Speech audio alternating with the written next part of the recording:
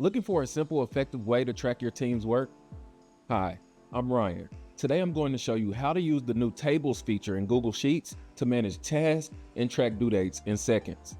I'll also share a tool that takes this structure a step further when your projects outgrow the limits of a spreadsheet. Google recently added a feature called Tables, which lets us skip the manual setup entirely. Instead of typing out headers, just go to Insert, hover over Tables, and under Pre-Built Tables, select Project Task. Just like that, you have a formatted tracker. You've got columns for task, assignee, due date, and status. Because it's a table, you even get these nice drop-down menus for priority and status automatically. It's clean, it looks professional, and it's a great way to log what everyone is working on right now.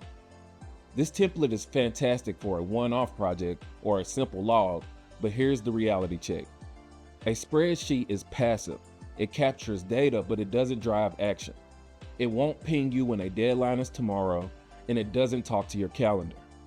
A spreadsheet project manager can also get out of hand quickly if you're using it for anything complex that involves more than a couple dozen tasks and subtasks. If you need a tool that's just as easy to use but actually manages the work, you should check out GQueues. It gives you that familiar list structure you just saw in Sheets, but it adds the brain power. When you set a due date in GQueues, it syncs to your Google Calendar automatically. You can set email or pop-up reminders for your team, and you can collaborate right on the task with comments. As you complete tasks, you still have access to a record of what you've done, but they'll move to the archive, so you can focus on what you have left to do. GQueues gives you the structure you want without the manual hassle. You get the simplicity you love from a spreadsheet, but the power you need to manage a project. It's the upgrade from passively logging work to actively doing work.